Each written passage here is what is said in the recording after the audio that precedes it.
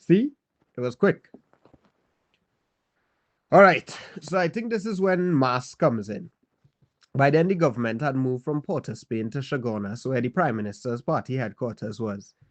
They said it was a mutual decision in collaboration with the neighbors, but we all knew what had really happened.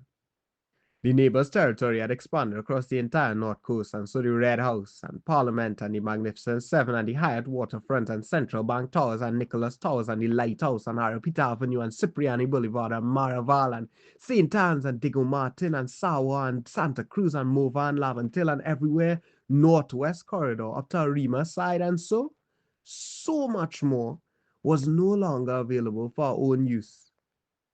I lived there. No, just in Barataria. I'll be seeing Sawa and Mofa, you could see.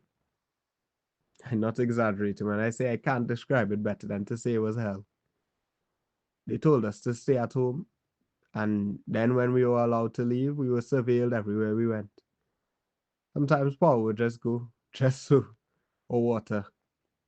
Early days we joked that it was just regular Wassa and TNTech stupidness. Yes, child, that was the name of the water and electricity service. But then the water wouldn't come back for days or weeks, and there was nobody to call and no explanation for why they was cutting the service. We eventually figured out what the reason was.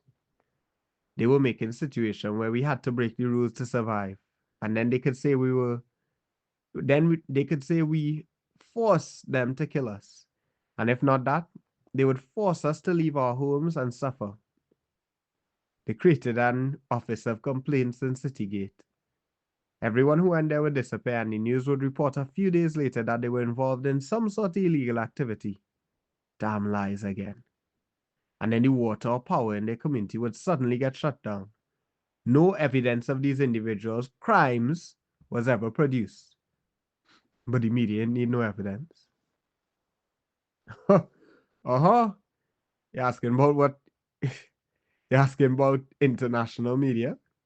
That's what I'm talking about, self. Them and the local media was all filled with lies.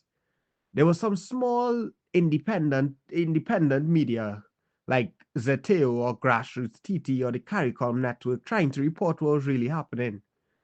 But the rest of them all spread the same bullshit stories, swearing by their nasty white gods that they saw it with their own eyes. The aggression of the Trinidadian people, our backward ways, our barbarism. They said we were religious zealots and homophobes, and they used those labels against us. They claimed that they were there to liberate the women and the LGBT people of Trinidad and Tobago, even while burying us in the same rubble as everyone else. The T, they didn't believe in the T back then. They said that transgender ideology was a disease to be dealt with around the world. Well, that's what the president said at any rate. And our primeval minister echoed it like the good Mako she was. Yes, people really used to believe that nonsense. Treating people like human beings was controversial back then, believe it or not. Anyway, by then the government was in Chaguanas talking about making peace via a dual status solution where we, Trinidad and Tobago, would be both our own country and also a ward of our neighbors. Exactly.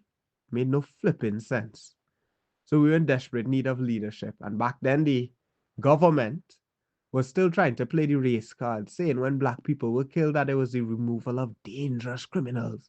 And when Indian people were killed, how sad they were for the loss and how it was an inexcusable action. Consequences? Of course not. Puppets can't pull their own strings. We, the people, weren't buying into it anymore, though. Black and Indian alike had realized that the real enemy was not each other, but the invading and occupying force of the neighbors. When the Prime Minister had made her first statement welcoming the neighbors, many thought that the divisions between black and Indian people in Trinidad and Tobago would encourage Indian people to side with whiteness. But even back then, we were too mixed up of our people for that nonsense. No, of course there were people who agreed with her, but the vast majority of the country knew that what she was doing was not only wrong and selfish, but un-Caribbean and un-Trinbagonian. and would have catastrophic consequences. And our neighbors saw the dark chocolate to almost white brown of our people's skin as something to be erased, and murdered us all the same. So while the government tried their best to sow division between the people and friend up with the neighbors, Mask was bringing people together, people of all creeds and races, trying to find an equal place in the fight against our extinction. And that is how September 24th came about. But listen, child, this is where I ended the story today. Now I tired and my old bones hurting. Come back tomorrow now.